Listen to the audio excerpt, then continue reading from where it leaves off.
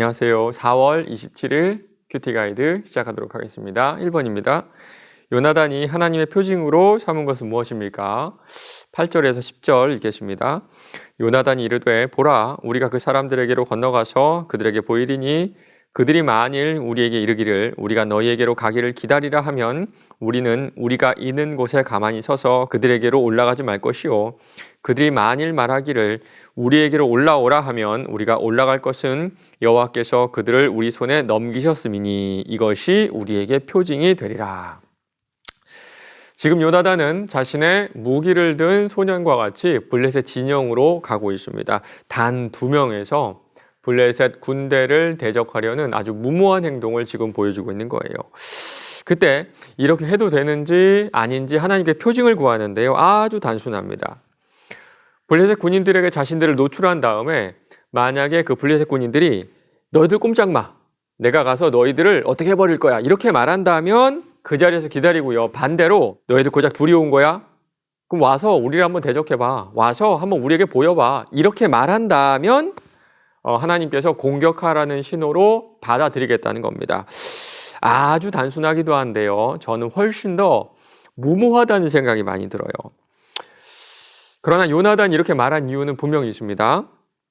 요나단이 자기의 무기 든 소년에게 이르되 우리가 이 할례 받지 않는 자들에게로 건너가자 여호와께서 우리를 위하여 일하실까 하노라. 여호와의 구원은 사람이 많고 적음에 달리지 아니하였느니라. 하나님에 대한 절대적인 신뢰죠. 이 전쟁은 사람의 전쟁이 아니라 하나님께서 하시는 거룩한 전쟁임을 아는 사람만 할 수 있는 고백이고 그런 행동이 아닐까요? 무모함이 아니라 요나단은 절대적인 믿음을 가지고 있었다는 겁니다. 특별히 하나님께 이렇게 세세하게 묻는 요나단은요, 하나님께 묻지 않는 아버지 사울과 대조되는 모습을 볼 수가 있어요. 2번입니다. 하나님께서 보이신 표징은 무엇입니까? 12절입니다. 그 부대 사람들이 요나단과 그의 무기 든 자에게 이르되 우리에게로 올라오라 너희에게 보여줄 것이 있느니라 한지라.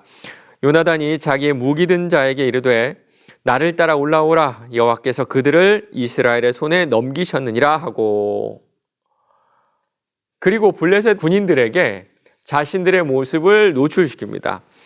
둘 다 블레셋 사람들에게 보임에 블레셋 사람이 이르되 보라 히브리 사람이 그들이 숨었던 구멍에서 나온다 하고, 아무래도 이 병력에 전력차가 있다 보니까 이스라엘 사람들은 게릴라전을 하지 않았을까라고 추측해 볼 수가 있습니다. 지형을 이용해서 숨기도 하고 또 도망가기도 하고 이런 식의 전략이었을 것 같은데요. 이런 식으로 싸우면요, 아무리 큰 군대가 와도 아무리 많은 병력이 찾아와도 이 큰 병력이 게릴라전을 하는 그 부대를 이기기가 쉽지가 않습니다. 찾을 수가 없으니까요. 그런데 지금 그렇게 찾기도 어려웠던 이 이스라엘 사람들이 자기 발로 내 눈앞에 나타난 거예요. 그래서 싸우고 싶은 마음을 억누르고 이제 살살 구스릅니다. 이리 와봐, 보여줄 게 있어. 이리 한번 와봐. 블레셋 군인들 입장에서는요, 이스라엘 백성들을 죽일 수 있는, 그리고 이스라엘 군대를 찾아내서 모두 다 멸할 수 있는 기회였죠. 그러나 요나단 입장에서는 어땠을까요? 하나님이 주신 표징이죠. 때로는 하나님께서 이렇게 일하시는 것 같습니다. 사람의 능력, 사람의 지혜를 역으로 사용하셔서 이 세상 모든 것이 하나님의 주관 하에 있다는 것을 이렇게 보여주고 계세요. 3번입니다. 요나단이 무기 든 자와 함께 블레셋 진영에 들어갔을 때 어떤 일이 일어났습니까? 13절에서 15절입니다. 요나단이 손발로 기어 올라갔고 그 무기 든 자도 따랐더라. 블레셋 사람들이 요나단 앞에서 엎드려지매 무기 든 자가 따라가며 죽였으니 요나단과 그 무기 든 자가 반나절가리 땅 안에서 처음으로 쳐 죽인 자가 20명가량이라.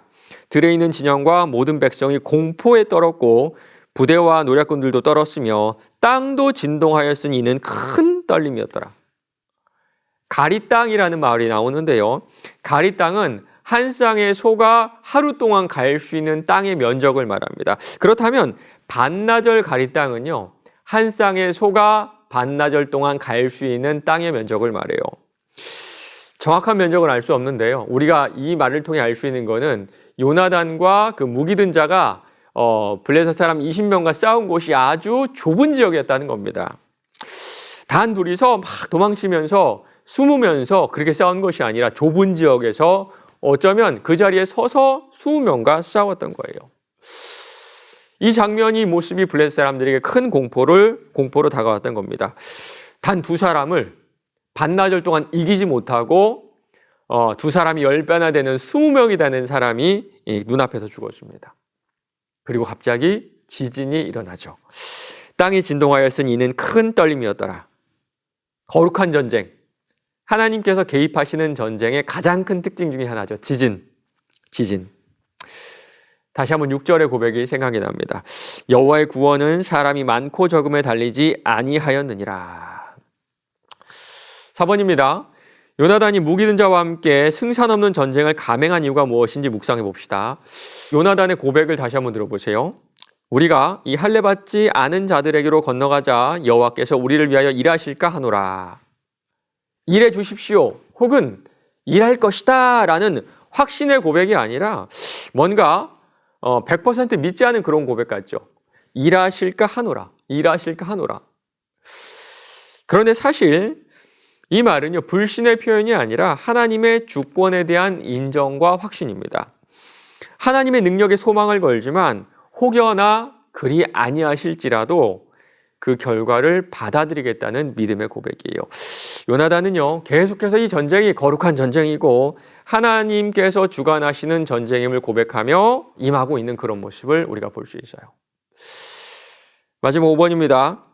나는 열악한 환경과 어려운 상황 속에서 어떠한 믿음의 반응을 보입니까?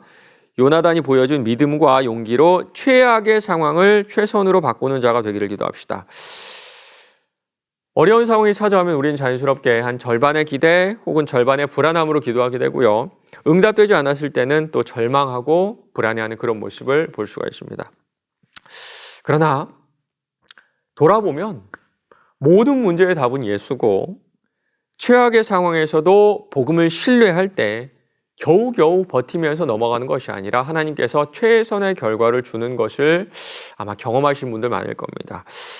이것이 우리의 믿음입니다. 이것이 바로 우리의 믿음이에요. 오늘 하루도 요나단과 같은 순수한 믿음으로 매 순간 기도하며 응답받는 하루 되시기를 주님의 이름으로 간절히 축원합니다.